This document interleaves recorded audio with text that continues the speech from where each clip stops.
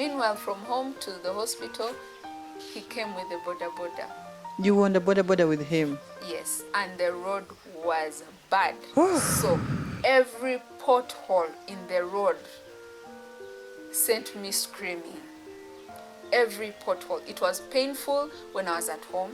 I couldn't sleep throughout the night because we had to wait till morning to get to the hospital. And on my way to the hospital, every pothole was excruciating. Of the pain was too much.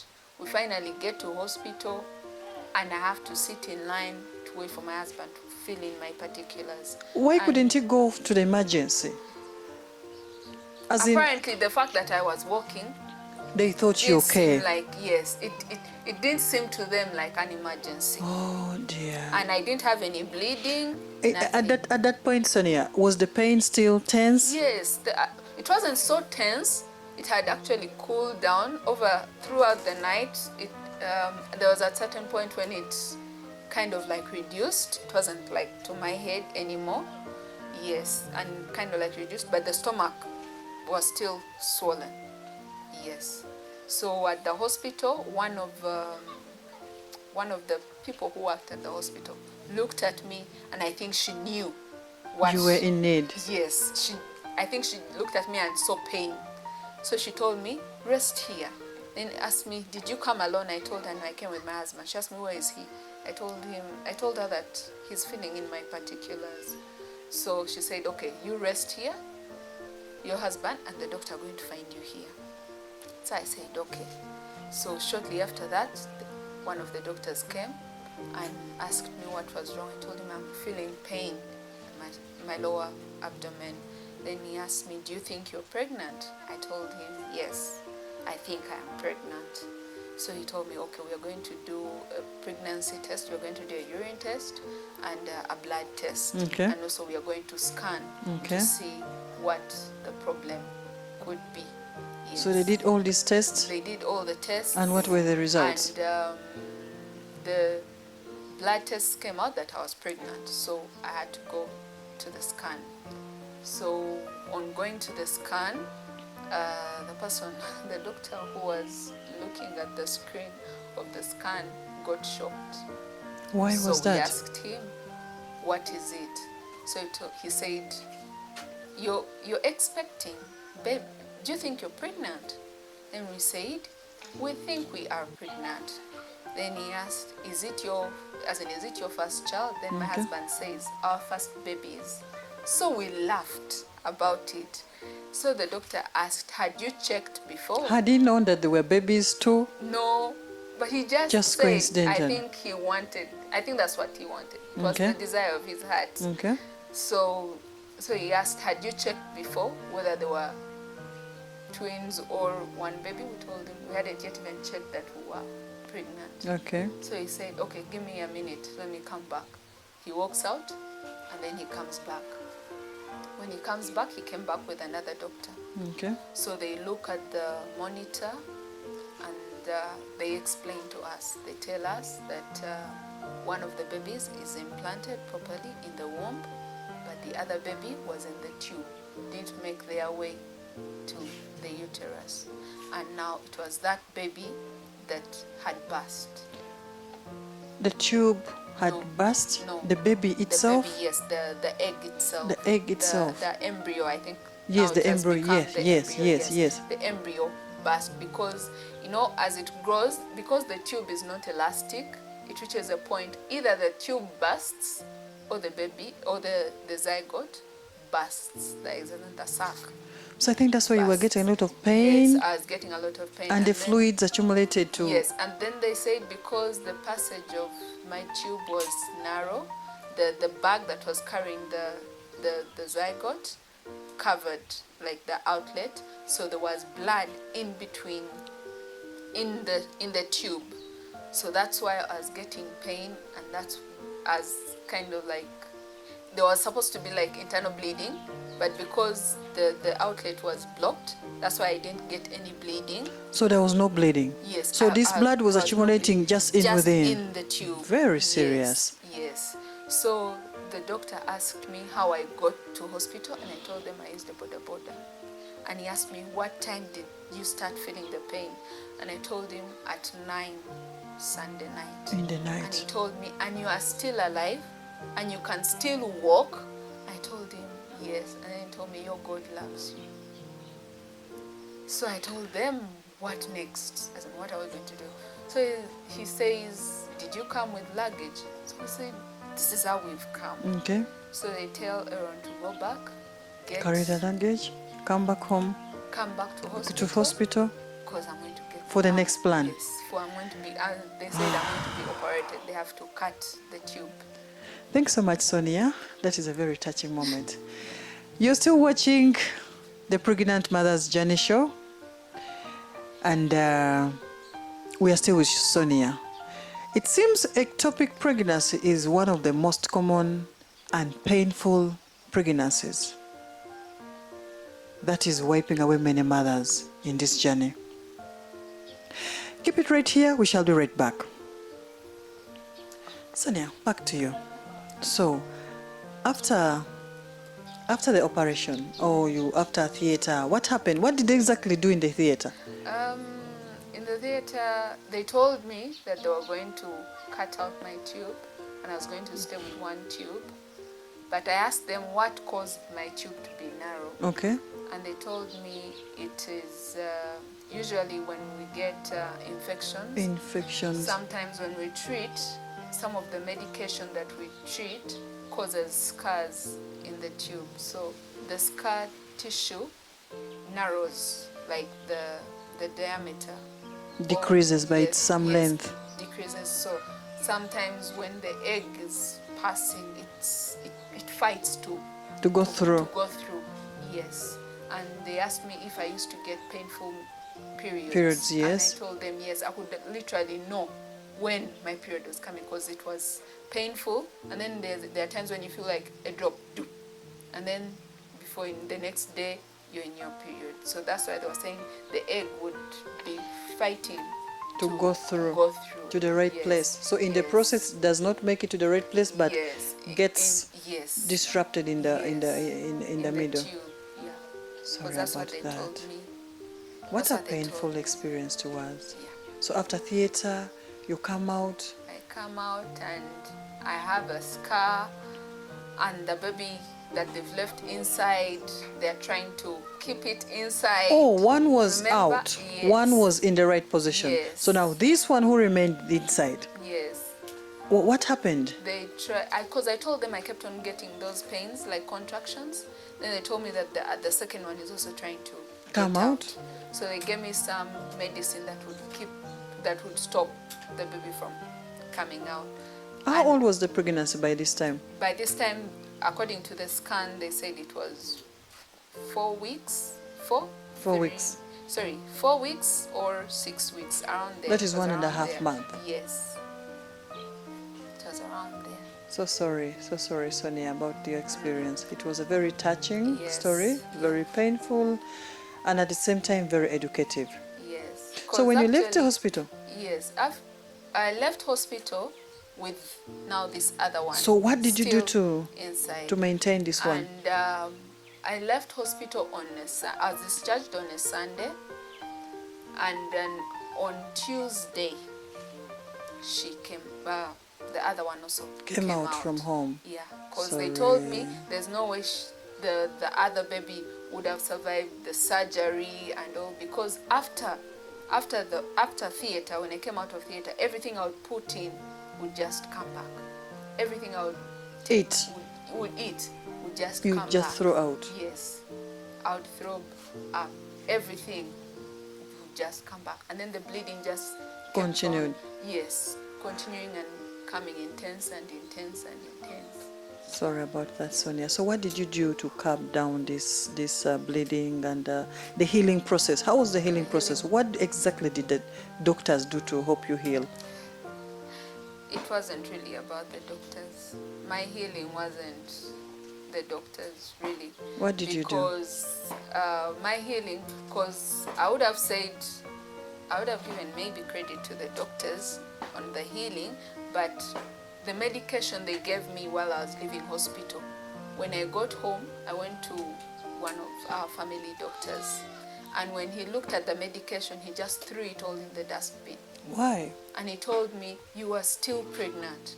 Why are you taking all this medication? Because whatever you're eating, the child is also Eating it. eating it.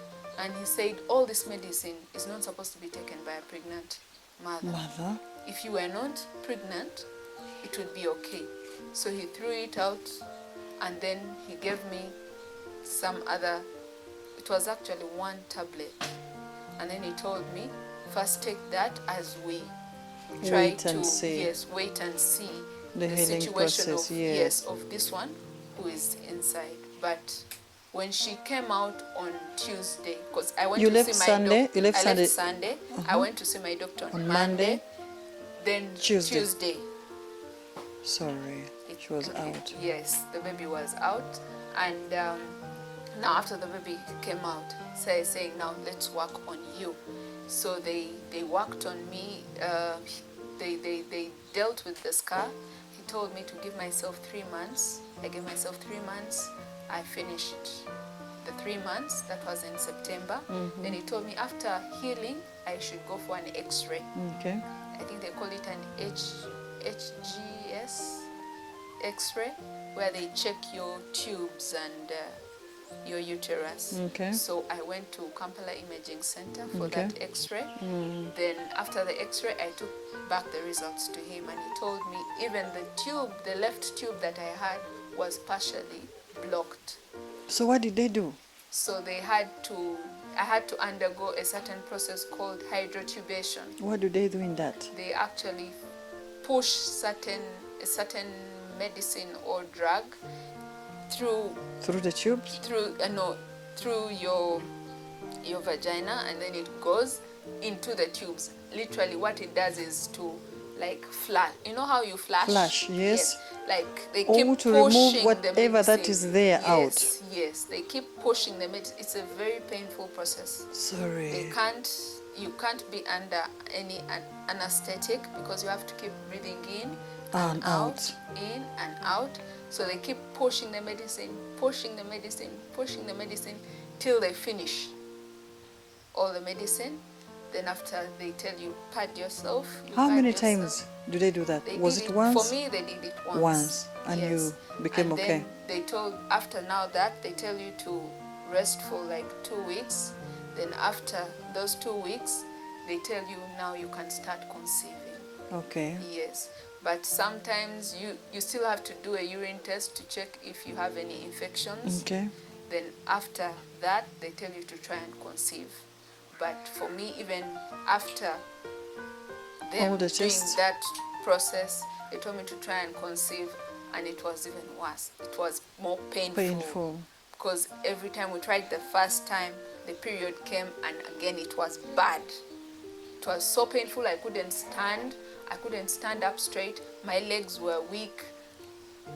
It was a horrible experience. So sorry. That was the first time we tried to conceive. Again. Then the second time again, and it was too much. This time around, the pain was too much. I passed out. I was at work. Oh, really? And I passed out. So they rushed me to the clinic again? Yes, where my doctor was, and then they told me it is okay. I got back consciousness when I got to the hospital. They told me it was because of the pain that I went through. So after that, I personally gave up. You gave up on? I gave up. On I told my childbearing. husband, you know what? No more kid. No more. Let me rest. Let me give myself time to heal. Psychologically, even physically, I think I'm doing emotionally, things mentally, yeah, to sure. get a baby. But during this whole time of you trying to heal, people out there don't know what you're going through. They keep For them, asking they'll you, keep when will you thinking, bring a baby? You married, you're mugole. Yes. They keep saying, you're for young, you know, you're just eating food from... Yes. I know, sorry. And I told him, I'm giving myself time. Let me heal. So he listened to me. He supported you so much. He supported me. We gave it time, and in June of 2016 is when I told him I think we can start again. But so by then the pain was yeah, the pain was gone, but in between there was a wave of infections. You treat and then Another it one comes comes back. You back. treat and then it comes back. I think Yeah, because of the until immunity, your immunity was yes, low. yes. But by the grace of God, they all stopped. I said, no matter what, come June. You were determined. Yes, come June, I'm starting afresh. As in, That I'm is starting good. once again to try and see if I You can be a mother again. Yes. Did you, in this process, did you get some support from the family, from friends? Yes, yes, yes. I got Some so counseling? much. I got counseling, not so much. My counseling was my Bible. That's good. The counseling was my Bible. And I remember there was a time my former boss came to see me. And she was amazed. She said, we've come to comfort you, but it's like it's you comforting us. You know, yes, sure. Yeah, because they kept on saying, you know, there are so many words that go around when some of these things Some happen. are superstitious. Yes. They when think I you're was doing... in hospital, it's funny, but there was a nurse who came and said, they've removed your tube. Now you're going to give birth to only one sexed children. Dear. And it And hurt. you know the tongue, you know. Yes. If you expect a nurse to heal you and then they give you such a word. It hurt. So painful. But, you know, I took heart, and in my heart I said, I am going to give birth to both sexed children. That is very good. And I will prove these people wrong. Thank you so much, Sonia, for believing in yourself. Yes, and then another one told me, some of you women, you get pregnant and you think it's a walkover. Instead of praying, Jesus. I looked at her. And that is when now, actually, that comment was made by another nurse when the second baby, when I got the miscarriage now. For the second baby. What a trying moment for you. It was bad. That one I cried. I cried because I couldn't hold it in. I'm like, here I am, going through pain for now losing another child in a very short time. And then you get that comment. And then, yes, she makes that comment. And I really felt so bad. But I encouraged myself. You had faith in your God. Yes. I encouraged myself and I said, He's a God of second chances. He kept me alive for a purpose. Maybe to share this story and also prove all these people wrong. They were wrong, surely. Thanks so much, Sonia. Your story is so touching, so painful, and very educative at the same time. You're still watching Sonia, and it's still ectopic pregnancy once again. Now, in her story, she went through trauma from the health workers who were supposed to encourage her and give her some psycho-social support. You may be outside there going through the very same thing, but don't give up. Do not give up, because we are all meant to go through challenges to make us better. I'm Teacher Zita. Keep watching as we conclude. Sonia, back to you. After all that, did you, after trying now to conceive again, did you have it in mind that maybe this time it will be okay or not, or like give it a last chance? I said, I told myself, let me try this one more time. Okay. And I asked God and I told him, Lord, if you give me, if I conceive this time, okay, let it be mine. As in, let the baby live. For you. For me, yes. And actually, when I came out of theater, I told myself, I've gotten a scar and I have nothing to show out of the scar. For the scar. But all my next pregnancies, I am not getting any other scar. This is the first and last. You confessed scar. that. Yes, that I said is this so is good. the first and last scar. So even when I noticed that I had conceived the second baby now, okay, I said, I am giving birth, I am pushing. While everyone around me didn't think that I would push. You'd make it. I had faith in myself. And actually, even one of my sisters who kept on praying with me, kept on telling me, you're going to push. We are not going back to the theater. You're going to push. And it's amazing that both children that I've had after that experience, I have pushed. So how many children have you right now? Two.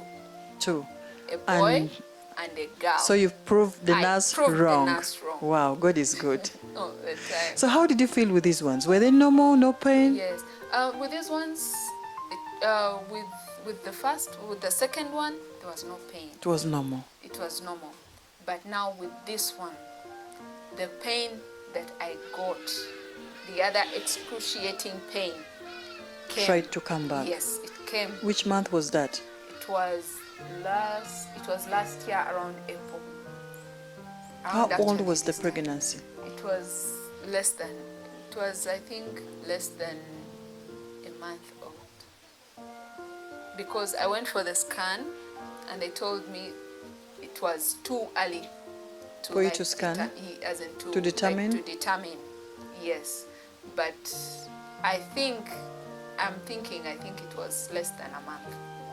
But the pain was too much. And you know, this pain actually went on from that first month to the second month. And I kept on saying, God, not this one. Not again. Not again. Not again. Actually, those were my words. Not again. Not again. Words are very powerful, Sonia. Yes. What you say eventually becomes you. Yes. If you say, I can't make it, indeed you fail. Yes. If you say not again, Yes. the forces of life, I think, will adhere to your words Yes. and obey. Yes. Actually, I remember one time I woke up and there was this sharp pain. I couldn't even stand up. I just rolled off the bed. I rolled off the bed, went down, crawled. With this baby? With this one.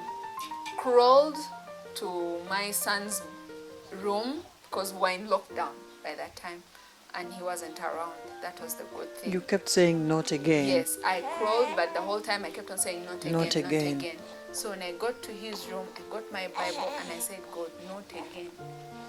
And when I opened it, it gave me Revelations 4:6 where it says, there will be no more death, Imagine. no more sorrows. But look, I'm doing a new thing. And I said, okay. And indeed you got a new thing. Yes, Thank you so much, Sonia. This has been a very wonderful experience, sharing with us, taking us through all the painful moments you have. Despite all that, you still have a beautiful smile.